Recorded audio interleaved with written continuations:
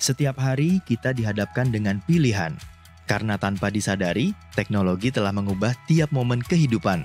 Pertukaran informasi tidak lagi mengenal jarak dan waktu. Derasnya arus informasi mendorong kita untuk cerdas dalam memilah bacaan. Untuk itu, Harian Kompas senantiasa berinovasi hadirkan kompas.id. Dilengkapi menu dan fitur pilihan, kompas.id lebih dari sekadar sajian informasi berkualitas secara daring, tetapi juga memberikan pengalaman baru dalam membaca berita.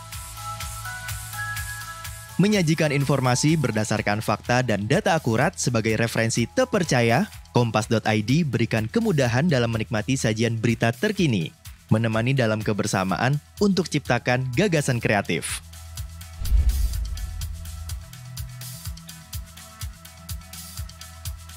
Harian Kompas. Bergerak bersama, hasilkan karya terbaik bagi...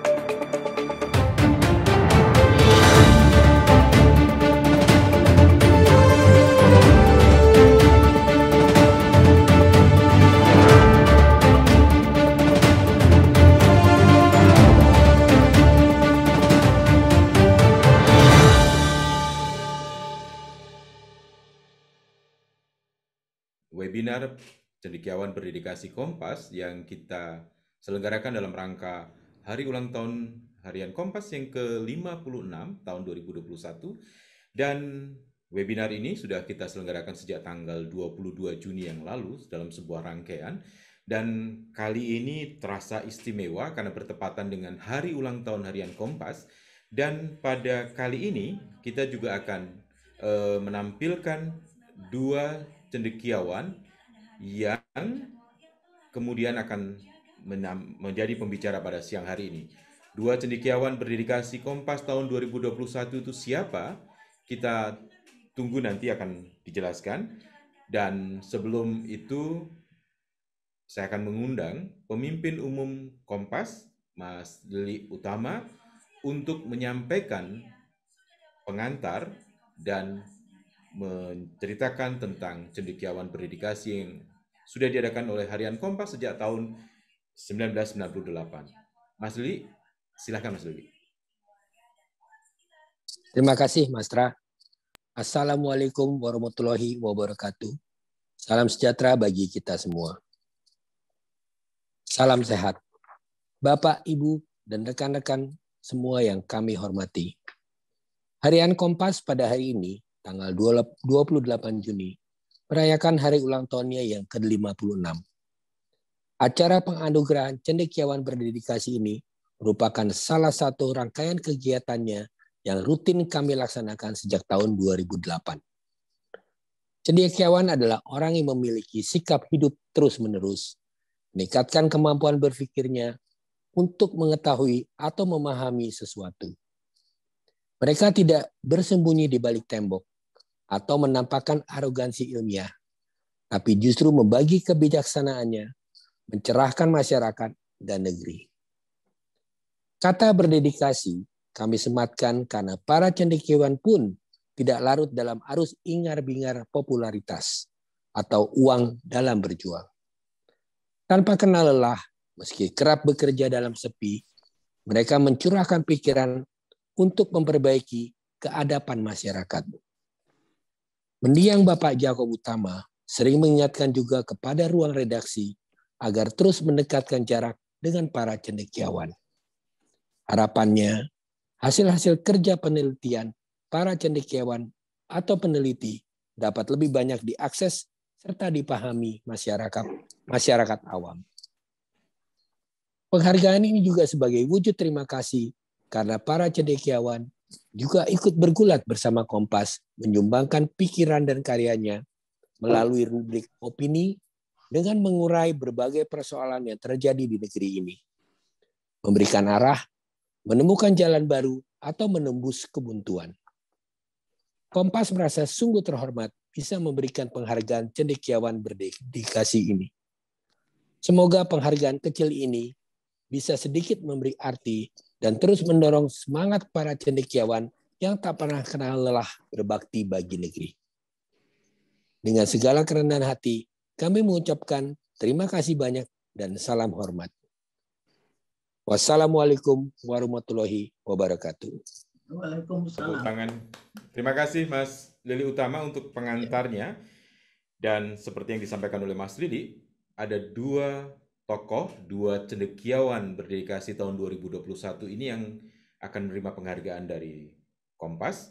Dan siapa kedua cendekiawan berdedikasi ini, kita akan melihat profilnya yang sudah disiapkan oleh teman-teman di bagian produksi. Teman-teman silahkan tampilkan sosok dari kedua cendekiawan berdedikasi kita pada tahun ini. Silakan.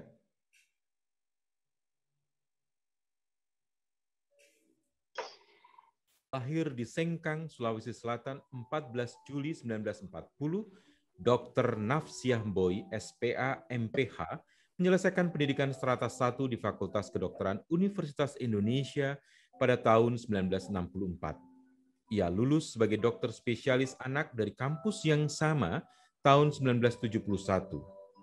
Gelar Master of Public Health ia peroleh dari Prince Leopold Institute of Tropical Medicine, Antwerp, Belgia pada 1990.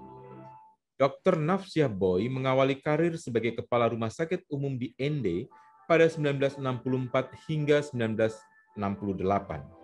Pada 1979, ia menjadi kepala seksi perizinan di kantor wilayah Departemen Kesehatan Provinsi Nusa Tenggara Timur dan 1 tahun kemudian dipromosikan sebagai kepala bidang bimbingan dan pengendalian pelayanan kesehatan masyarakat hingga tahun 1985. Ia tercatat juga sebagai anggota DPR Komisi 8 dari fraksi Karya Pembangunan antara tahun 1992 hingga 1997. Ketua Komite PBB untuk Hak Anak 1997 hingga 1999, kemudian melanjutkan karir sebagai Direktur Department of Genders and Women's Health di WHO pada tahun 1999 hingga 2002.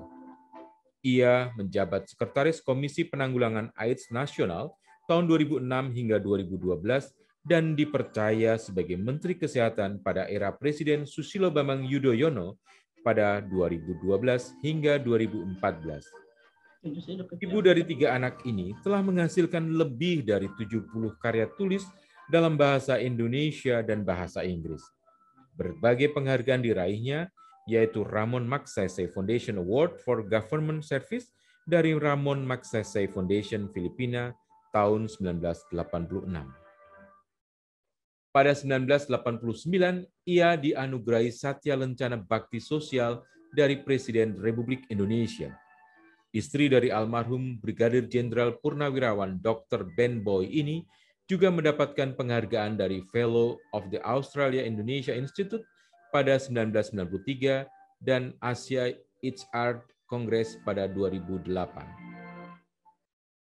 Ia diberi penghargaan Sutomo Cokronegoro dari PBID tahun 2009. Profesor Dr. Samsurizal Jausi, SPPD, lahir di Bukit Tinggi 3 Mei 1945. Ia menyelesaikan pendidikan kedokteran di Universitas Indonesia pada 1969 dan kemudian melanjutkan spesialis penyakit dalam pada tahun 1976, dilanjutkan lagi dengan subspesialis alergi imunologi pada 1986.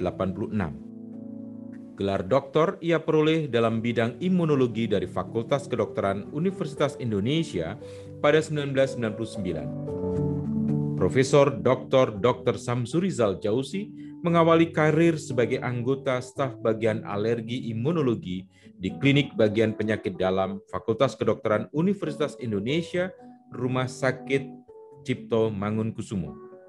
Ia kemudian dipercaya sebagai Direktur Rumah Sakit Darmais selama 4 tahun pada 2001 hingga 2005. Kariernya berlanjut sebagai Ketua Pengurus Besar Persatuan Ahli Penyakit Dalam Indonesia pada 2001-2003.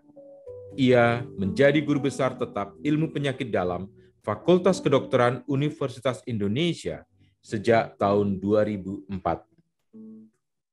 Suami dari Siti Chamsia ini memiliki segudang aktivitas antara lain mengasuh rubrik konsultasi kesehatan di Harian Kompas sejak 11 April 1999.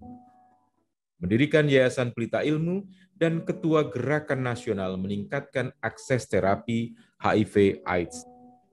Beragam penghargaan pun diraihnya, yaitu Adi Satya Utama dari Ikatan Dokter Indonesia tahun 1996, penghargaan Sujono Junet Pusponegoro dari IDI sebagai penulis makalah terbaik bersama Dr. Asnat Matondang pada tahun 2003.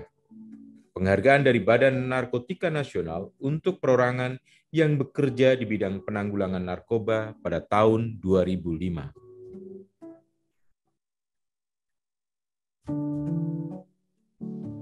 Oke, terima kasih teman-teman produksi dan panitia yang sudah menyiapkan profil kedua cendekiawan berdedikasi Kompas tahun 2021, dan kita lihat perjalanannya luar biasa dalam sunyi tetapi memberikan kontribusi yang harus diakui nyata di dalam masyarakat, dan kita melihat keduanya, Dr. Nafsiah Boy dan Profesor Dr. Samsurizal Jauzi, begitu dekat dengan masyarakat, begitu dekat juga dengan Kompas, dan tercatat semuanya perjalanan ini. Saya akan mengundang Mas Lili Utama yang kali ini didampingi oleh pemimpin redaksi harian Kompas, Mas Suta Dharma Saputra, untuk secara simbolik menyerahkan penghargaan kepada kedua cendekiawan berdedikasi Kompas tahun 2021. Dan untuk yang pertama, sahabat Kompas, penghargaan ini sudah diserahkan sebelumnya karena situasi tentu saja kita tidak bisa hadir bersama-sama dalam satu tempat, sehingga kemudian diserahkan lebih dahulu. Saya mengundang yang pertama Mas Lili didampingi oleh Mas Suta dan Mas Saputra untuk menyerahkan penghargaan secara simbolik dan kepada Ibu Nafsiah Boy. Silahkan diserahkan dan kemudian Bu Nafsiah menunjukkan penghargaan yang sudah diberikan. Tepuk tangan untuk semuanya. Terima kasih Bu Naf, terima kasih Mas Lili dan Mas Suta. Salah satu bagian dari penghargaan itu ditunjukkan dengan Bu Naf, ditempelkan pinnya di dada. Iya. Di dada Bu Naf ada Kompas dan perjalanan panjang kebersamaan bersama dengan Kompas tentu saja. Saya undang kali ini Mas Suta bersama mendampingi Mas Lili juga akan menyerahkan penghargaan secara simbolik kepada Pak Samsurizal, Profesor Dr. Samsurizal Jauzi, dan penghargaan ini juga sudah diserahkan sebelumnya. Silakan Mas Lili dan Mas Suta. Prof. Samsurizal, silakan. Oke, tepuk tangan bersama-sama. Saya kira ya, Prof. Samsurizal juga sudah memasang pinnya di dada. Iya, tapi warnanya sesuai dengan baju, jadi agak tersamarkan, Prof. Baik. Ya, terima kasih untuk dedikasi yang luar biasa kepada kedua cendekiawan berdedikasi ini yang sudah dilakukan oleh Kompas sejak tahun 1998. Sudah lebih dari 50 cendekiawan berdedikasi yang menerima penghargaan dari Kompas. Itu menunjukkan komitmen banyak orang di negara ini kepada bangsa ini, dan tentu saja juga komitmen Kompas untuk menampilkan mereka yang bekerja dalam sunyi, bekerja dalam tanpa, dalam bahasa Jawa adalah sepi ing pamrih rame ing gawe, jadi bekerja dengan nyata. Dan berikutnya ada juga Mas Budiman Tanurejo dan Mbak Ninu Mardina Pambudi. Mas Budiman adalah Wakil Pemimpin Umum Harian Kompas dan Mbak Ninu adalah redaktur senior, adalah pemimpin redaksi Kompas sebelumnya.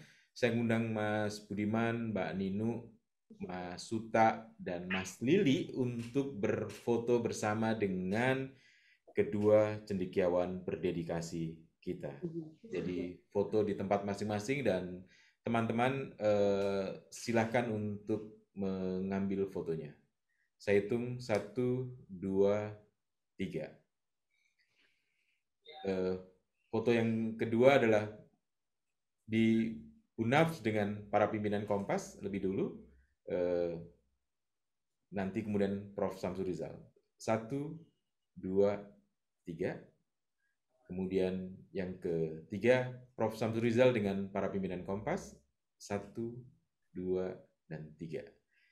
Baik, terima kasih Mas Lili, Mas Suta, Prof. Samsur Rizal, Ibu Napsia Boy, dokter, dan kemudian Mas Budiman, Mbak Ninu, dan semua teman-teman yang sudah hadir dalam webinar kali ini dalam rangka Hari Ulang Tahun Kompas yang ke-56 dan penganugerahan cendekiawan berdedikasi Kompas tahun 2021. Sahabat Kompas, kita akan memasuki bagian penting dari acara siang hari ini adalah kita ingin mendengarkan bagaimana pemikiran dan tentu saja karya-karya yang sudah dilakukan oleh kedua cendekiawan berdedikasi Kompas kali ini. Dan untuk yang pertama, saya ingin mengundang Dr. Napsiah Boy yang akan memaparkan tentang upaya Indonesia menangani virus dari waktu ke waktu. Ibu Naf, Ibu punya waktu sekitar 15 menit tentu saja. Nanti kita akan tanya jawab dengan peserta, dengan sahabat Kompas semuanya. Sahabat Kompas ini berasal dari berbagai kalangan, Ibu. Dan kita undang tepuk tangan untuk Ibu Napsiah Boy. Silakan Ibu. Assalamualaikum warahmatullahi wabarakatuh. Pertama-tama saya ucapkan selamat ulang tahun kepada Kompas. Sayang tumpengnya kita nggak bisa nikmati.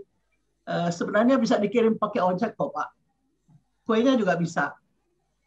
Kue ulang tahunnya.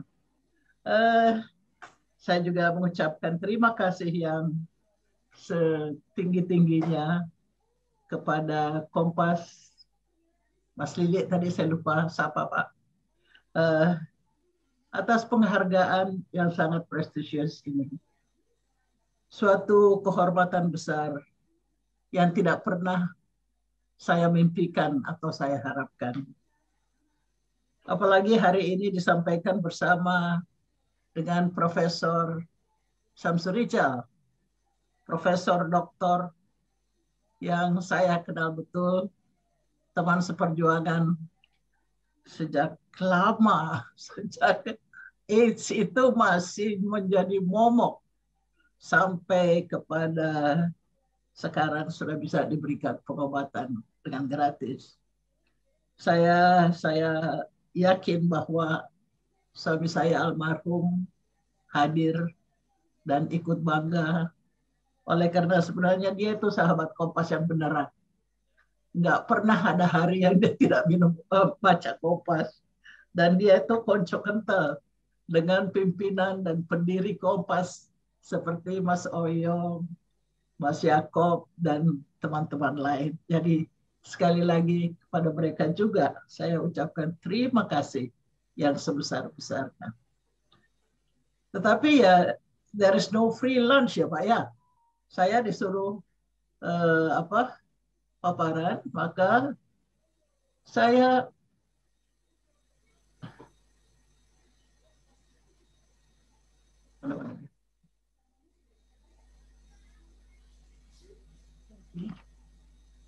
mana? Yang mana?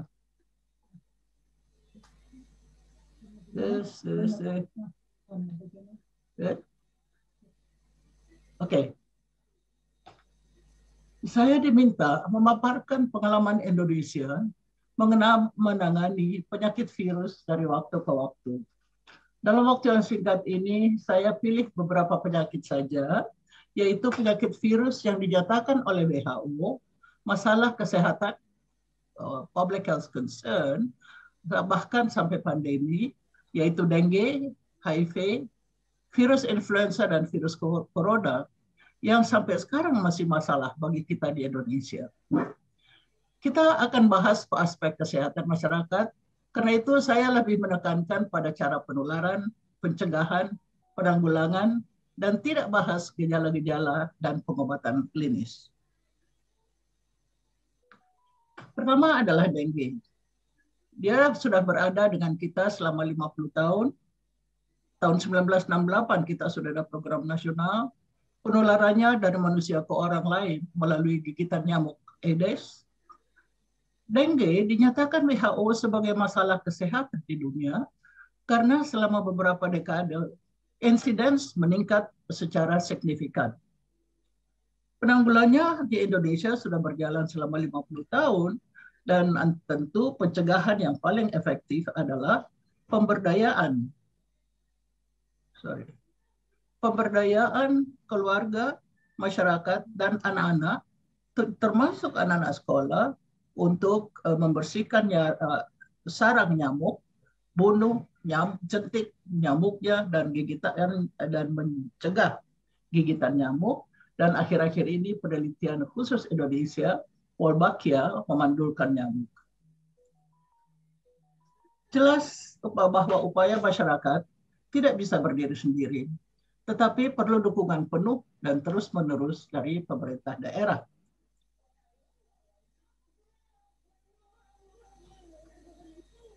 Perjalanan selama 50 tahun di Indonesia menunjukkan peningkatan secara berkala. Dan tiap kali KLB atau kejadian luar biasa makin luas dengan angka kesakitan yang makin tinggi. Kita bersyukur bahwa angka kematian tidak terlalu tinggi. Selama 3 tahun terakhir, semua provinsi telah melaporkan dengue atau demam berdarah. Incidence rate tertinggi terjadi pada tahun 2016 di sini, di mana terjadi KLB, kejadian luar biasa, di 19 provinsi, 31 kabupaten kota. Kita lanjut kepada virus kedua, yaitu HIV. Ditemukan di sekitar tahun 1980, secara global, infeksi kumulatif telah mencapai 77,5 juta orang. Sedangkan kematian kumulatif 34,7 juta. Penularan sebagaimana diketahui melalui seksual, dari seksual biasanya ke vertikal, yaitu dari orang tua melalui ibu ke bayinya, kemudian pada pengguna narkoba suntik melalui alat suntik tidak steril dan transfusi darah. Penanggulangan secara nasional mulai tahun 1994 dengan keputusan Presiden, kemudian ditingkatkan dengan Perpres 75 tahun 2006. Pada saat itulah maka terjadi kolaborasi 360 derajat antara pemerintah, pusat, dan daerah secara vertikal dan horizontal, kerjasama dengan non-pemerintah, juga internasional, organisasi internasional, dan sebagainya, UN, dan sebagainya. Sekretariat KPA Nasional terdiri dari orang-orang profesional yang sekaligus menjadi tim gerak cepat waktu itu. Alhamdulillah, dana dan daya memenuhi oleh karena dikelola secara profesional dan juga karena menjadi ancaman di seluruh dunia, maka donor juga bersedia membantu. Penanggulangan HIV, pencegahan dan pengobatan terutama ditujukan pada pemberdayaan masyarakat umum maupun populasi kunci agar tidak tertular, dan sekali tertular orang yang ODIF atau orang dengan HIV tidak menularkan lagi. Sekarang penggunaan antiretroviral untuk pencegahan, misalnya pada ibu hamil menyusui untuk mencegah bayinya ketularan, test and treat, diberikan pengobatan secepatnya, sedini mungkin, sehingga viral load rendah dan penularan pun rendah, dan pre and post exposure prophylaxis. Monitoring evaluasi pada saat ini dari puskesmas ke pemerintah daerah, kota, kabupaten, dan ke Kementerian Kesehatan melalui sistem informasi yang disebut Sistem Informasi HIV atau SIHA. Saudara-saudara, box sebelah kiri menunjukkan penemuan kasus baru HIV tiap tahun. Yang merah adalah infeksi baru. Kumulatif sampai tahun 2020 berjumlah 419.351. Infeksi baru per tahun dalam 5 tahun terakhir, yaitu sejak 2016, masih cukup tinggi. Rata-rata antara 40 sampai 50 ribu setahun. Sedangkan AIDS tetap pada rata-rata 10.000 sampai 7.000 per tahun. Berarti infeksi baru HIV dan AIDS yang ditemukan belum menurun, walaupun layanan antiretroviral telah ditingkatkan, termasuk dengan mobile clinic. Ini berarti pencegahan primer perlu ditingkatkan secara intensif, bekerja sama dengan populasi kunci, di samping pemanfaatan antiretroviral secara strategis dan kreatif. Dan stigma serta diskriminasi harus diatasi secara efektif. Angka kematian kita lihat pada box sebelah kanan, itu alhamdulillah juga menurun. Yang ketiga adalah kita angkat penyakit virus influenza dan virus corona, yang termasuk virus yang berasal dari binatang atau disebut zoonotic virus. Yang kita kenal di Indonesia cukup banyak ya, yang mulai beberapa tahun lalu, yaitu influenza flu burung H5N1, SARS-CoV-1, yaitu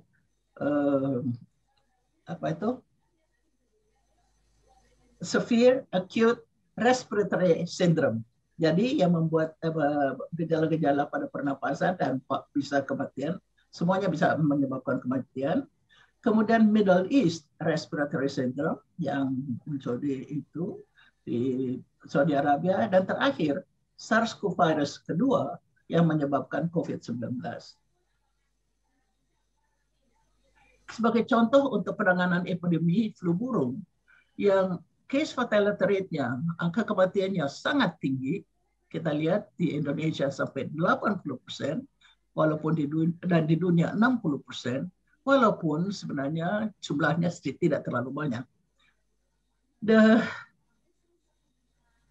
Komnas flu burung bergerak dengan cepat, dengan komunikasi yang efektif, kerjasama lintas sektor, lintas program, dan lintas negara, memusnahkan semua unggas yang berpotensi terinfeksi.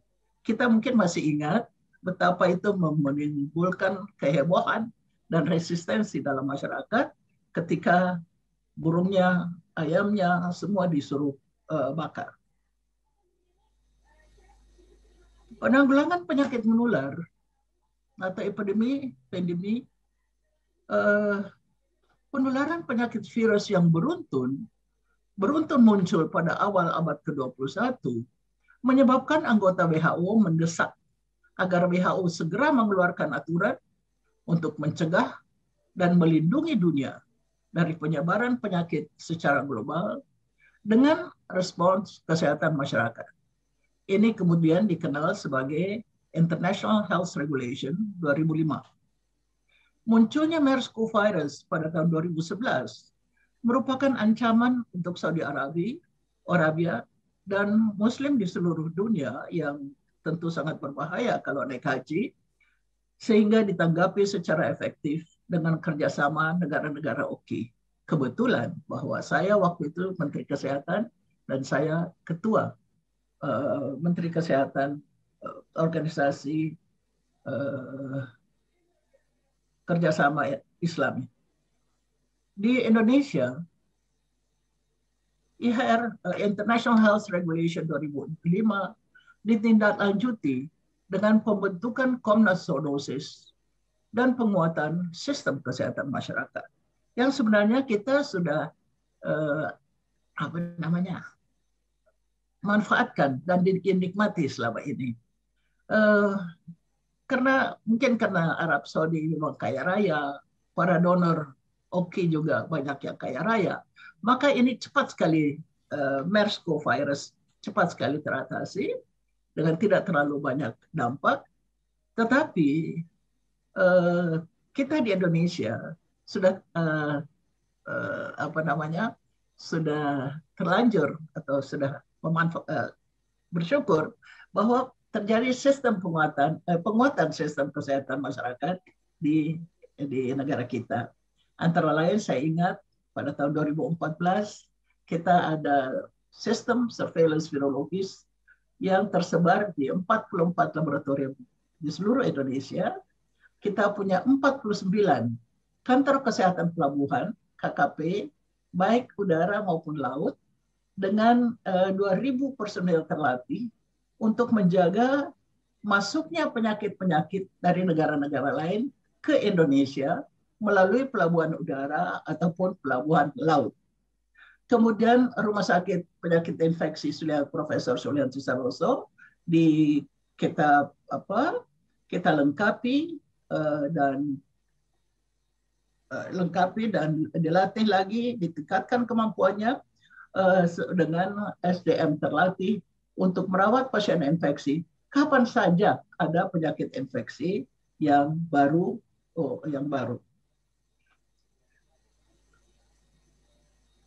Pada tahun 2019 muncul satu virus baru yang dengan cepat menular ke seluruh dunia dan oleh WHO mula-mula ditetapkan sebagai Public Health Emergency of International Concern. Kemudian pada bulan Maret ditetapkan sebagai pandemi SARS-CoV-2 oleh karena SARS karena memang gejala-gejalanya severe acute respiratory syndrome sampai kegagalan pernapasan dan pasien banyak meninggal. Pada bulan April, sebagaimana kita ketahui, Presiden kita menyatakan ini sebagai bencana nasional non-alamiah. Untuk menghemat waktu, saya tidak akan mengulangi upaya penanggulangan dan perjalanan penyakit ini antara Maret 2020 sampai Juni 2029. Karena saya rasa kita semua mengikuti tiap hari. Di koran ada, di televisi ada, di mana-mana ada. Saya mengajak teman-teman semua, sahabat Kompas, mari kita langsung melihat pada situasi epidemi di Indonesia sekarang. Yang cukup bikin galau. Pertama, ada strain baru, yaitu varian Delta dan Delta Plus, yang dinyatakan oleh WHO sebagai virus of concern karena kecepatan penularannya lebih tinggi. Akibatnya, bor rumah sakit juga meningkat dengan cepat di banyak provinsi, banyak kota, dan kematian nakes juga meningkat lagi. Dampaknya adalah sampai saat ini infeksi COVID-19 sudah ditemukan, terkonfirm pada lebih dari 2 juta orang Indonesia, kematian 56.000 lebih di 510 kabupaten kota di seluruh Indonesia. Dalam keadaan begini, dalam keadaan emergency, bencana, kita sangat membutuhkan kepemimpinan untuk crisis management. Dan ternyata kepemimpinan untuk crisis management, baik di pusat maupun di daerah, tidak terlalu merata. Ada yang baik, ada yang perlu ditingkatkan, ada yang cuek sama sekali. Ada pemimpin yang sama sekali tidak mampu crisis management. Kemudian, perilaku masyarakat, perilaku sosial masyarakat, kita melihat setelah 1,5 tahun epidemi, terjadi kejenuhan untuk di kalangan masyarakat, terutama orang muda. Mereka menganggap ya yang berisiko kan hanya orang tua, lansia. Kami tidak berisiko. Sehingga kelihatan betul bahwa disiplin masyarakat mengabaikan, masyarakat banyak yang mengabaikan upaya pencegahan. Vaksinasi juga sangat lambat, walaupun pemerintah sudah mempunyai rencana yang bagus, namun sampai tanggal 25 yang lalu, baru 7,1% dari sasaran total,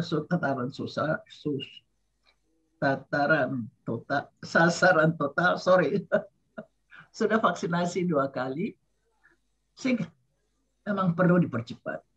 testing, contact tracing, surveillance perlu ditingkatkan, dan apalagi upaya pengendalian terganggu media sosial yang tidak bertanggung jawab. Saudara-saudara, jadi apa yang bisa kita lakukan sekarang? Saya kira saya tidak berpretensi jadi expert, tetapi perkenankan saya untuk mengajak kita untuk belajar dari pengalaman India yang situasinya agaknya mirip dengan kita sekarang. Apa yang menyebabkan second wave di India? Sukses yang awal yang mereka capai, yang dianggap sebagai miracle, dipuji di seluruh dunia. Penduduk lebih dari 1 miliar, kasusnya kecil sekali. Menyebabkan mereka lengah. Kewaspadaan menurun. Kemudian terjadi suatu kombinasi yang sangat mirip dengan di Indonesia, yaitu perilaku sosial masyarakat, khususnya orang-orang muda yang menganggap diri tidak berisiko. Menganggap yang berisiko kan hanya orang tua, kami tidak. Juga terdapat kelemahan dalam sistem kesehatan, blind spot di surveillance.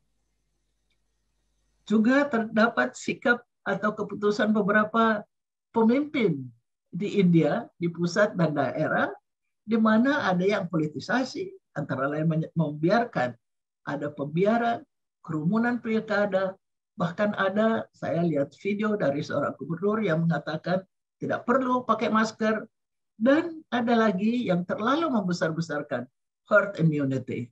Lebih penting vaksinasi daripada masker. Yang ini semua pesan-pesan yang sangat berbahaya. Kemudian adanya mutasi strain baru, yaitu varian Delta yang merupakan virus of concern. Mungkin lebih penting kita pelajari bagaimana India bangkit dari keterpurukan dan bagaimana mereka turunkan incidence rate dan case fatality rate secara cepat. Kalau kita lihat, pada bulan Maret April 21, infeksi baru per hari meningkat terus. Pernah 1 juta sehari, pada ini rata-rata 400.000 per hari. Sedangkan kematian rata-rata 5.000 per hari. Mereka lalu memutuskan untuk action yang mereka sebutkan public health and social measures, yaitu lockdown, tetapi dengan pengawasan ketat, dan komunikasi yang efektif per negara bagian. Jadi mungkin seperti sekarang kita ini dikatakan per kabupaten, kota, atau per provinsi barangkali.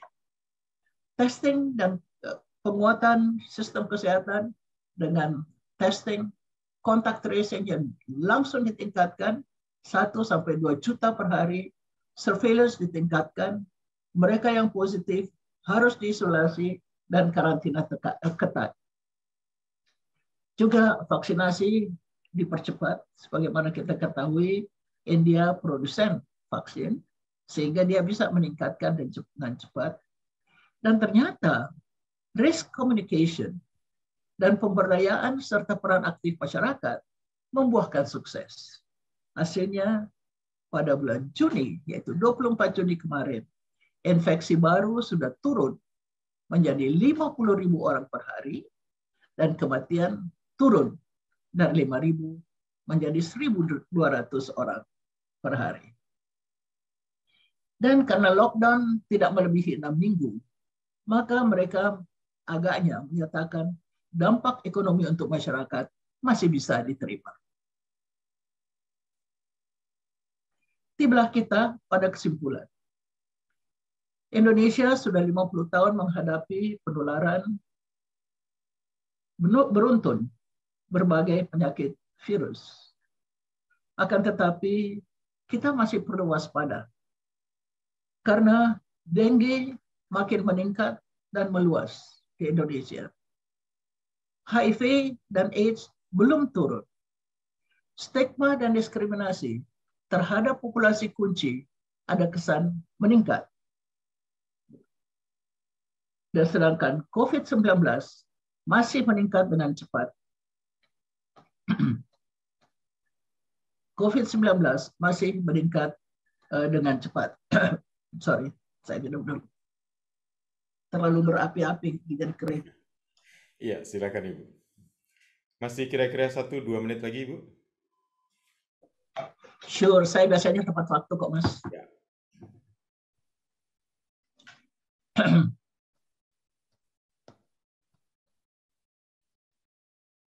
Dan jadi selain peningkatan COVID yang masih meningkat dengan cepat itu, tidak mustahil bahwa akan muncul berbagai ancaman baru, mutasi atau strain baru.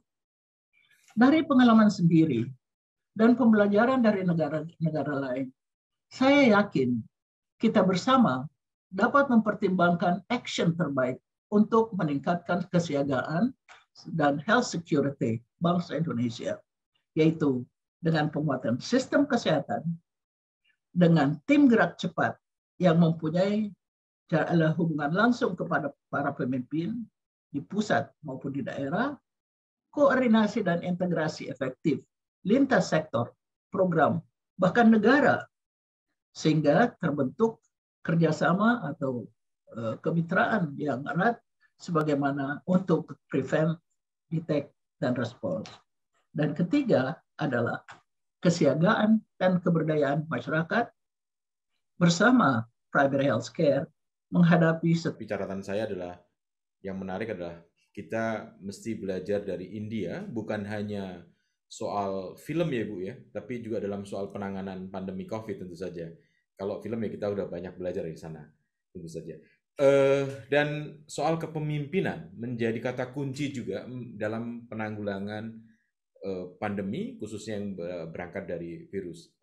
Dan tentu saja dalam hal ini bukan hanya soal kepemimpinan semata, tetapi jadi bagaimana dukungan masyarakat dalam ikut serta mengatasi pandemi ini. Dan